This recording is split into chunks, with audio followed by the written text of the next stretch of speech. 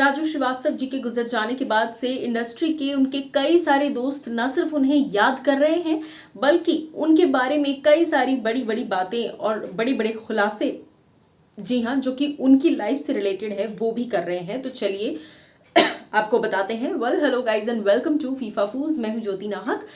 Social media पर सब तरफ वीडियोस और तस्वीरें वायरल हो रही हैं। राजू श्रीवास्तव जी की अंतिम यात्रा की तैयारी शुरू हो चुकी है। हालांकि इस बात का आभास, इस बात का एक भनक जिसे आप कह सकते हैं, ये कई वक्त पहले लग गया था। हालांकि जब इस बारे में कोई खबर नहीं आई तो फैंस काफी रिलैक्स हो गए और खुश थे, क्योंकि सच मानिए तो पिछले कुछ सालों में इतने सेलिब्रिटीज को और इतने अपनों को हर किसी ने खोया है कि किसी के भी खोने की खबर, चाहे वो आसपास के लोग हों या कोई नोन पर्सनालिटी हो, किसी के भी होने की खबर से वाकई काफ़ी तकलीफ पहुंचती है।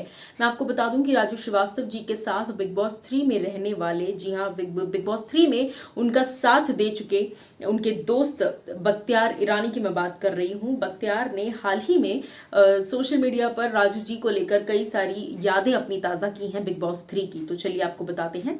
बख्तियार इस दौरान बात करते, सबसे पहले तो आपको बता दूं कि दिल्ली के एम्स हॉस्पिटल में आईसीयू में तकरीबन 41 डेज तक वो सफर कर रहे थे, स्ट्रगल कर रहे थे और उसके बाद हम सभी ने उन्हें खो दिया।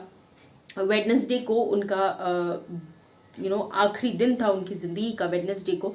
इस बारे में बात करते हुए इस बारे में बात करते हुए बख्तियार कहते हैं, he was a fit person and would spend a lot of time on the treadmill. Every morning he would have an egg with garlic for breakfast. When I asked him one day how he could have that on an empty stomach, he said it was good for the heart.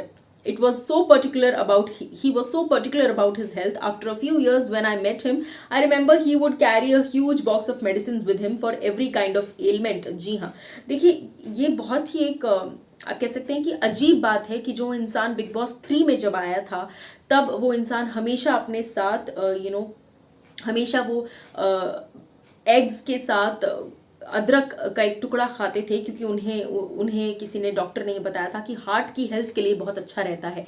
लेकिन irony of life ये है कि इस as में आते आते gymming के दौरान हार्ट की हालत खराब होने से ही कहीं ना कहीं उनकी तबीयत का ये पूरा सिलसिला जो है ये शुरू हुआ।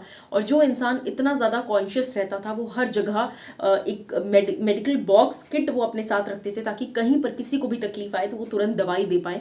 लेकिन एक वक्त ऐसा आया जब 40 दिन तक वो सिर्फ दवाइयाँ खा रहे थे, उसके बावजूद उनकी हालत में सुधार नहीं आ रहा था। जिंदगी भी काफ़ी ज़्यादा अनफेयर हो जाती है कभी कभी, यू नेवर नो कि कब क्या चीज़ आपके अगेंस्ट में चली जाए। जो चीज़ का आप हमेशा ध्यान रखते हैं, कई बार वही बहुत ज़्यादा अल्टीमेटली घूम कर सर्कल बनकर वही चीज़ आपके सामने आ जाती है। बट इसके आगे राजू जी पर बात करते हुए वो कहते हैं, Through Raju ji, I learned that one can irritate the other person with a smile. Once Kamal Rashid Khan KRK was abusing someone and Raju ji called him out. In retaliation, KRK started abusing Raju with the most explicit words. He just sat there and kept saying same to you, to his every word. That infuriated him. He did not have to stoop down but rightfully gave him back in his own style. जी हाँ, यानी कि हंसते हंसते ही सही, वो हमेशा ही हंसते हंसते ही सही, लेकिन वो हमेशा ये सिखा कर गए हैं कि कोई भी आपको कुछ कहे उसे जवाब ज़रूर दीजिए, लेकिन हंसते हुए। क्या आपको कहना है इस बात पर, बताइएगा ज़रूर।